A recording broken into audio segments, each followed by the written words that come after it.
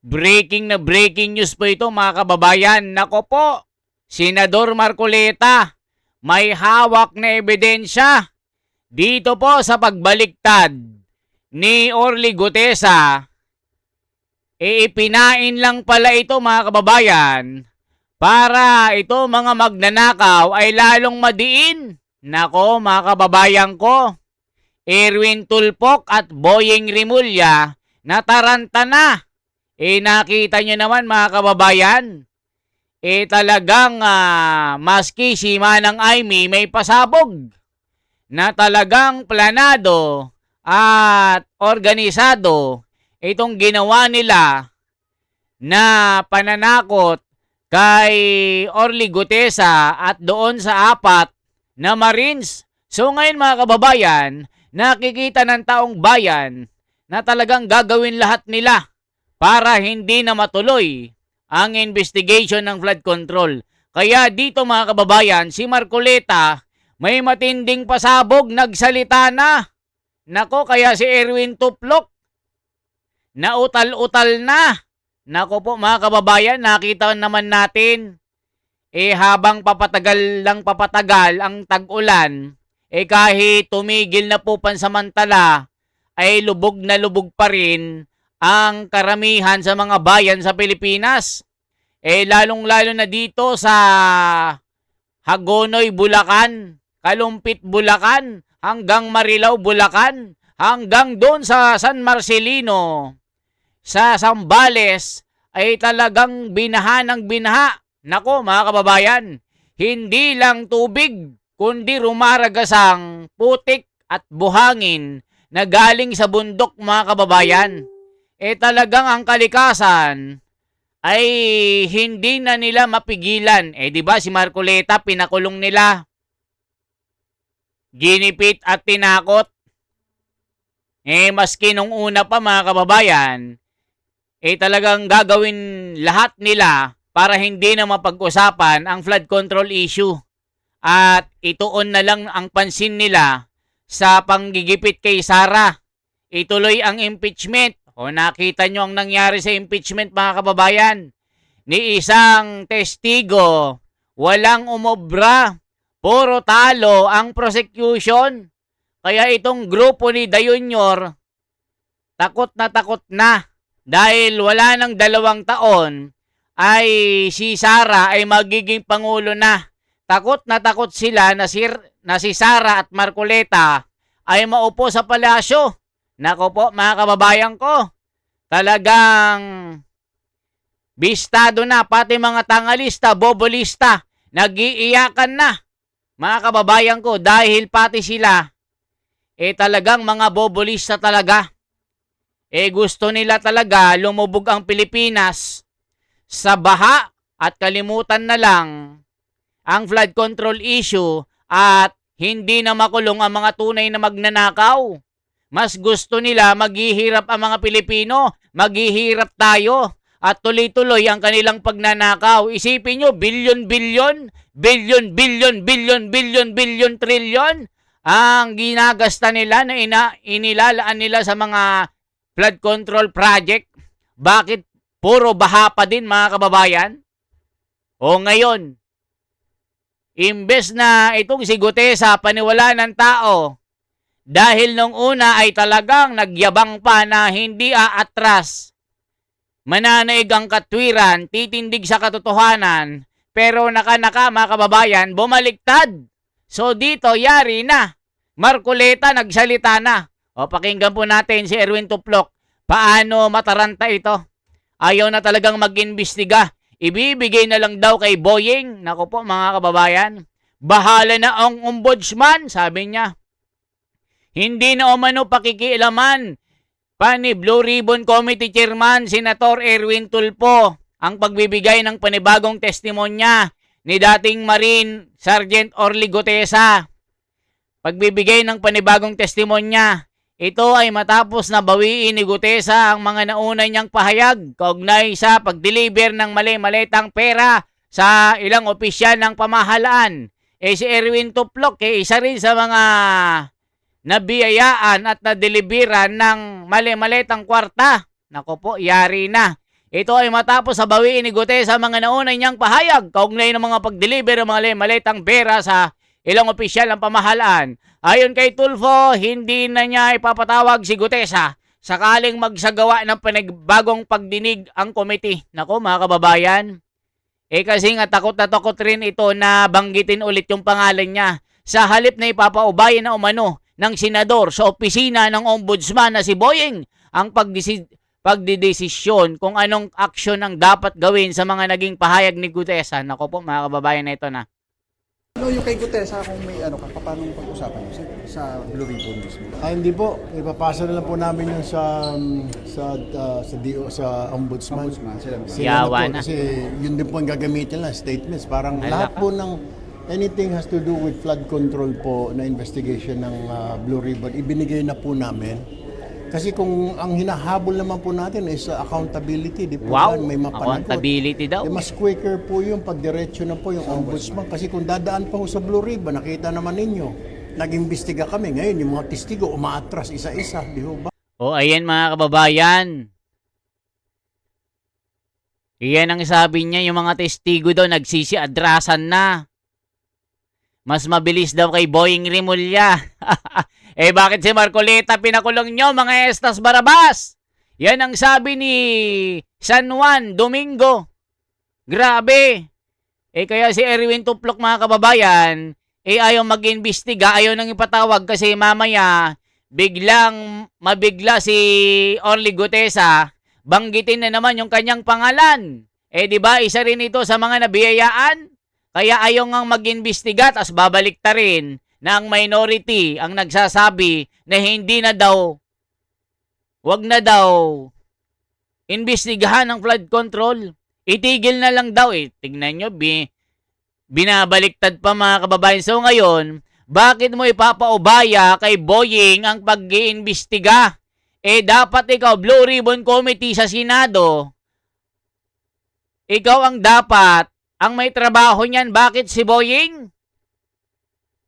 Di ba mga kababayan ko? Kaya naman pala ayaw mo kasi ikaw din pala, sabit. Paano ka paniniwalaan ng taong bayan na accountability ang hinahanap mo? O isang pangbubudol lang ito? Nung una, ang tapang-tapang mo, pati si Pangilinan, Robredo, Trillanes, at Risa Hontiveros, sasapakin mo. Kwekwelyohan mo. Diba, lagi ka namang ganyan. O nung nangyari sa'yo, kumampi ka pa. O ngayon, isinusuka ka ng mga kababayan natin. Dati idol na idol ka kasi ang tapang-tapang mo sa social media. Bumabanat ka sa mga buhayang politiko. Talagang respetado ka ng mga Pilipino. Ngayon, anong nangyari? Isinusuka ka. Kasama ng kuya mo. Kayong mga Tulfo, problema kayo ng taong bayan. Problema kayo ng mga Pilipino kasi nga, nang budol kayo. Akala ng mga Pilipino, kayo ang masasandalan sa panahon ng kahirapan at sa panahon ng kagipitan. Ibig sabihin mga kababayan, lalabanan nila ang mga tiwali sa gobyerno, mga magnanakaw sa gobyerno, nagsasamantala sa mga Pilipino, mga pagnanakaw sa buwis natin. O anong nangyari? Kasapakat pa kayo. Isa pa kayo sa tumutulong sa mga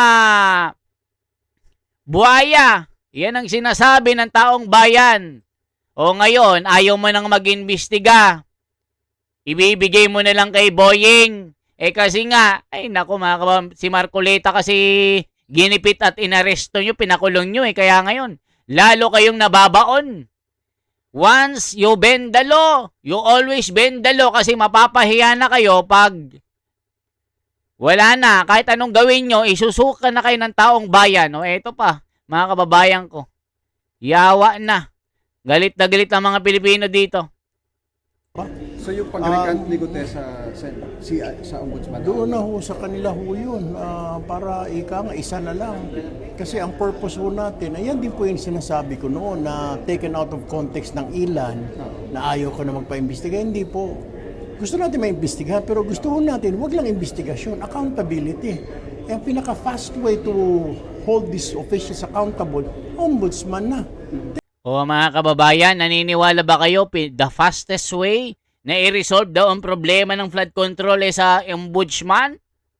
Yawa na mga kababayan. Ano pang gagawin ng mga Pilipino? Walang masasandalan. Si Junior, hawak ang NBI, kapulisan, kasundaluhan. Hawak ang Senado, hawak ang Kongreso. Hawak na lahat, pati pera, hawak. Saan pa pupunta ang taong bayan? Mga kababayan ko. Grabe na talaga. Yan ang sinasabi ni Marcoleta.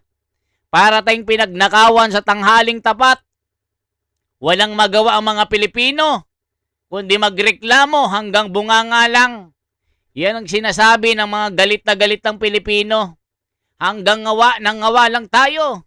Pero mga tunay na nagnakaw at may sala, ayun, nagfe-fiesta. Samantalang si Marcoleta at yung mga Marines, ginigipit. Pinababaliktad na. O tignan nyo mga kababayan ko. Nako, yari na. Tingnan mo, take the cases po yung mga ilang na napakulong na ng ombudsman ng mga opisyal. Mabilis po. Kung dadaan pa ho din sa amin, it will take 1 month, 2 months, hearing. Tapos ngayon, O kita nyo, mabilis daw ipakulong ang mga politiko. Nung ginawa nyo. Lahat ng pinapakulong nyo, yung mga kontra sa inyo. Yung mga nagsasalita, laban sa inyo, laban sa korupsyon. Gaya ni Marcoleta, nag-iimbestiga lang. Yung mga Marines, ginipit nyo rin. Yan ang sabi ni Marcoleta. Sabi nga ni Marcoleta, kahit pa bumaliktad na ang lahat, si Marcoleta ay tuloy-tuloy na lalaban sa katwiran. Kahit mag-isa na lang siya, lalaban siya sa panig ng taong bayan. Sa ngalan ng batas, sa ngalan ng katotohanan, sa ngalan ng banal na Diyos, banal na Biblia, sa doktrina, ang susundin dito. Ngayon, siniraan nyo si Senador Marcoleta. Sasabihin nyo, siya ang may utak. Kasama si Mike Defensor, na dating congressman. Sasabihin nyo, 150 million ang pinangako ni Marcoleta at ni Mike Defensor, katumbas ng scholarship ng anak ng pamilya ni Gutesa. Pero samantalang noon mga kababayan, ang unang testimonya, talagang ginawan nyo pa ng masama, ginawan nyo pa ng mga kaso-kaso, pinabaliktad nyo na sinasabi nyo si Gutesa ay nandaya. O ngayon mga kababayan, nag-recant na, bumaliktad na sinasabi si Marcoleta ng may utak at mastermind. Ano na ang hustisya ng taong bayan dito? Yawa na tayo. hearing na, di ba? Meron pang trial ng impeachment trial. Siguro pag sa ombudsman kasi mas mabilis na. Tsaka nandun na yung kaso kasi. Exactly. Then if sasampahan niya na lang sa Sandigan Bayan, Thank you, mas sir. mabilis po yun. Thank you po. Guys, may hearing pa. Ano yung kay Gutesa kung may ano? Ayan mga kababayan ko. Mas okay daw kay Boying kasi nga mabilis ang hustisya. Naniniwala ba kayo mga kababayan? O talagang ito ay ginagawa nilang mekanismo para mabilis na ipakulong yung mga kalaban nila? Ngayon pati si Sara ipapa-aresto na. Meron na pong niluluto na kaso at warrant of arrest kasama ni Bongo at Robin Padilla. Lahat po ng mga kalaban ni Junior ay ipapakulong nila para manalo sila sa 2028. Pero ang katwiran at katotohanan ay hindi matatalo. Ang mga demonyo susuko, luluhod, mapupunta lahat sa impyerno. Nako mga kababayan ko, ito na sinasabi natin ito. Ombudsman, 28 saksi, tuloy sa kaso laban kay Romualdez. Nako po mga kababayan, ito na. Hindi na bago para sa Office of the Ombudsman ang tinatawag na recantation o yung pagbawi sa mga pahayag, lalo tigit sa mga high-profile case. Partikular na dito ho sa kaso ni Orly Gutesa. Ito anila ay may tuturing na classic pressure tactic. Nilino naman ang ombudsman na hindi nito maapektuhan ang investigasyon laban kay dating House Speaker Martin Romualdez dahil hindi lamang iisa ang kanilang testigo. Sa ngayon ay nasa ilalim na umano ng legal na proseso ang 28 testigo ng ahensya para makapagbigay ng direktang kalaman sa mga transaksyon ni Romualdez. Live report mula kay TJ Mendoza. TJ. Alex, wala raw forensic at documentary evidence ang Office of the Ombudsman. Yan ngayon yung pinupunto ng kampo ni dating House Speaker Martin Romualdez. Kasunod dyan, do mga una nang napaulat na mga balita na may panibago na namang nagrekant ng kanyang testimonya o bumaliktad na raw kasi sa kanyang testimonya o unang pahayag si Orly Gutesa, yung naging testigo noon sa Senate Blue Ribbon Committee hearing sa Senado na nagsabing nag-deliver umano ng male-maletang basura o yung male-maletang pera kay dating House Speaker Martin Romualdez maging sa ilan pang opisyal ng gobyerno.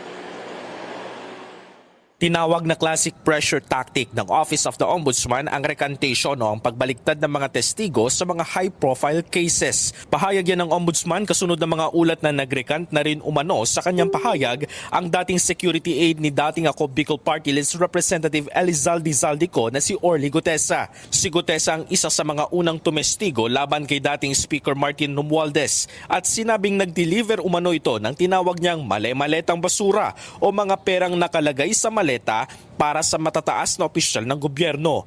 Unang humarap si Gutesa sa Senate Blue Ribbon Committee hearing noong nakaraang taon. Pero ang naging testimonya niya noon ang naging una at huling paglabas nito sa publiko. Ani Ombudsman, hindi umiikot sa iisa o iilang witnesses ang investigasyon ng maanomalyang flood control projects. May 28 pa raw na testigo ang Ombudsman na handang magbigay ng direkta at material na kaalaman sa mga transaksyon ni dating Speaker Romualdez. Alam nyo ba mga kababayan, pati si Guanzon, idinawit po ni Gutesa na pinapalabas ni Orly Gutesa na itong si Guanzon, kasabwat din daw sa pag-aayos ng kanyang affidavit nung simula pa ng pag-iimbestiga sa Senate Blue Ribbon Committee ni Marcoleta.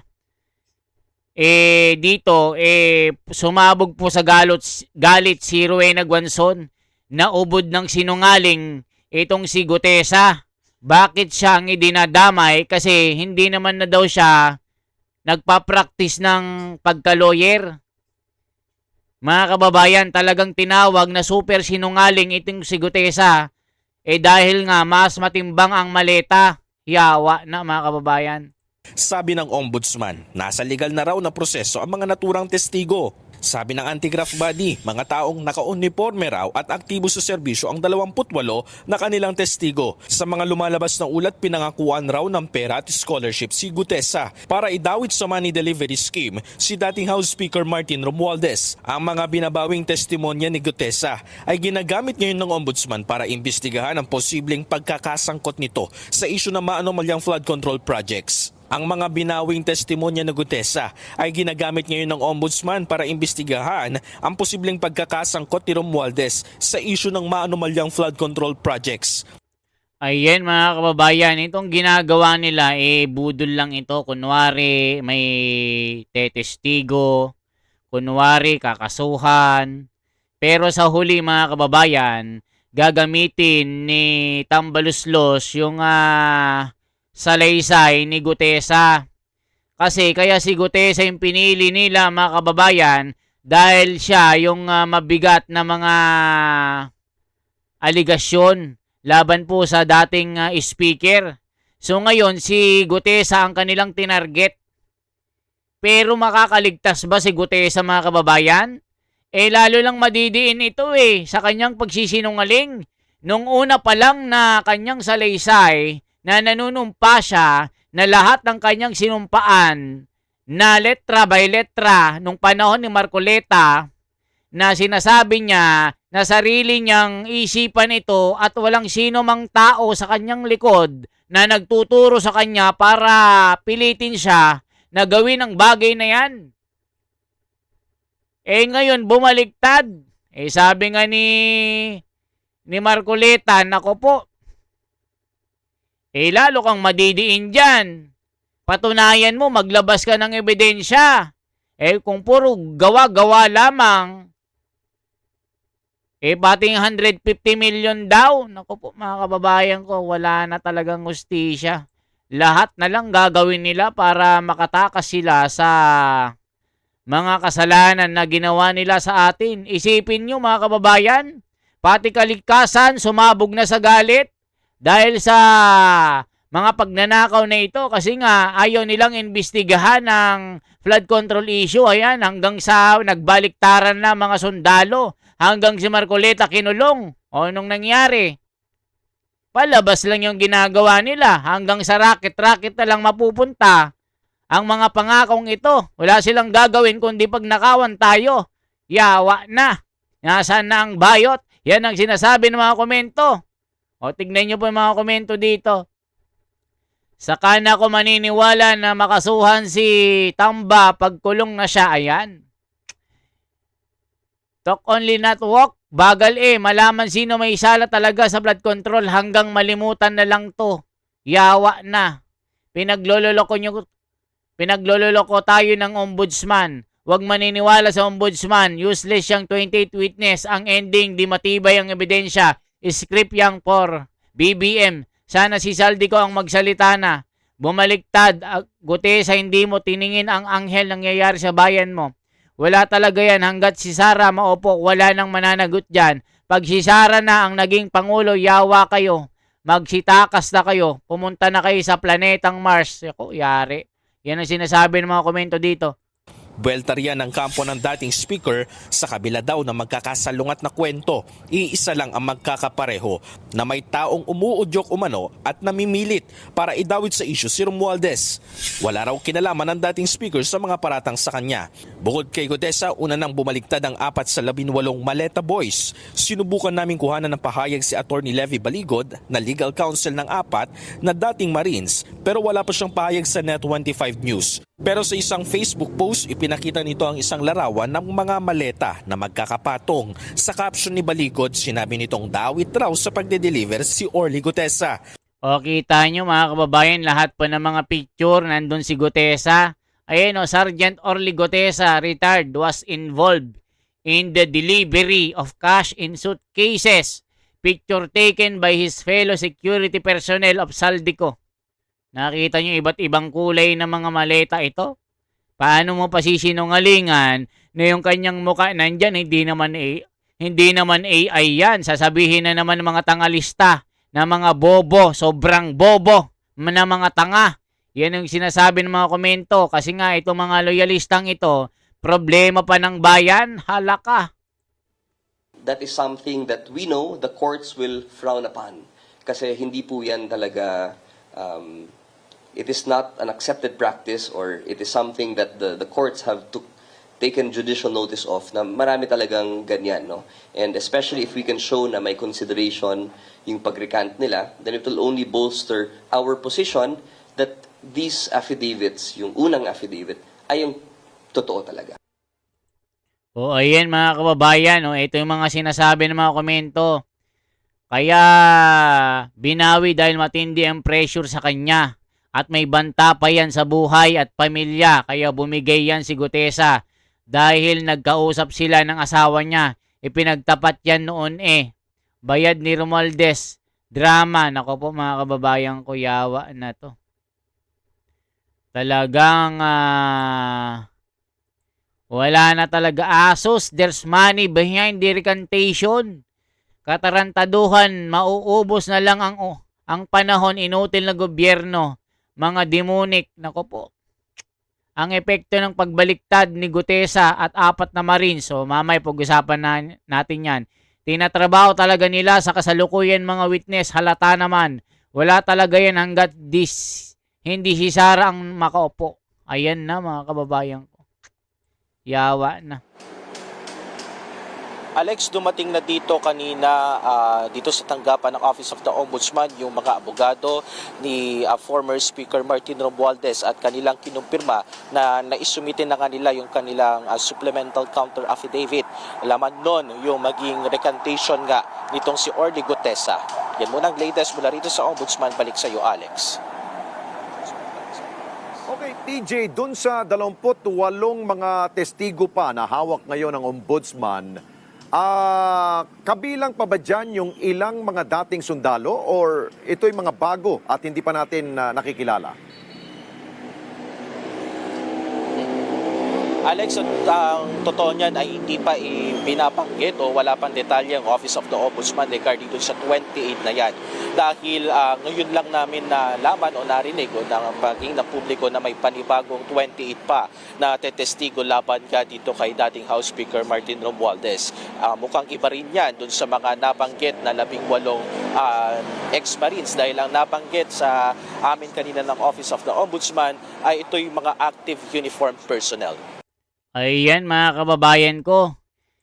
Ang paniwala din ng mga kababayan natin ay talagang puro palabas lang yung ginagawa nila at walang silbi yung 28 na magsisilbing witness laban kay Tambaluslos dahil ito ay puro palabas lang at talagang scripted. Sa huli mga kababayan, mahina ang ebidensya.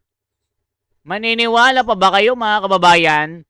Hindi talaga kayang ipakulong ni Junior itong pinsan niya. Yan po ang mga sumasabog na mga balita. Ang paniwala ng taong bayan, wag nang magpabudol. Yawa na talaga, wala na talagang kwenta. O kita nyo mga kababayan ko, anong masasabi nyo dito? Ang bagsak niyan talaga mga kababayan, ma-aabsuelto itong si Tamba. At talagang yan ang plano ni Junior. Pero sabi nga ni Marcoleta, kung anong itatanim mo, mabuti man o masama, halimbawa masama, masama rin ang kahihinatnan. Kaya karma din ang abot ng mga ito. Yan ang sinasabi ni Marcoleta. Kahit wala pong salitang karma sa paniniwala at pananampalataya namin, yan ang ginagamit ng sanlibutan, karma. Parang utang yan, babayaran mo din sa huli. Sa langit din, babayaran yung mga ginawa nyo sa taong bayan. Okay po, yan lamang pong bahagi ko mga kababayan. Shoutout sa inyong lahat. Sa mga kababayan natin na tuloy-tuloy na nagtitiwala at sumusubaybay sa ating pinakamapasabog na mga pasabog natin. Dito po, Gaspar Beltran, Trump, Better USA, Sabina Castillo. Yung video kahapon, yan lang yung illustration natin. Yung mga basher ko, manood kasi ng manood hanggang huli at wag rin kayong mag-skip ng ads. Okay po mga kababayan ko. Salamat po. At shoutout kay Ma'am Lokisip ng UK, kay Ma'am Gina, kay Ma'am Eiffel, sa lahat ng mga kababayan natin at nakakakilala sa akin na mga subscriber natin, shout out sa inyong lahat. Hindi ko man maisa-isa, pero lubos akong nagpapasalamat dahil todo suporta kayo. Mabuhay po.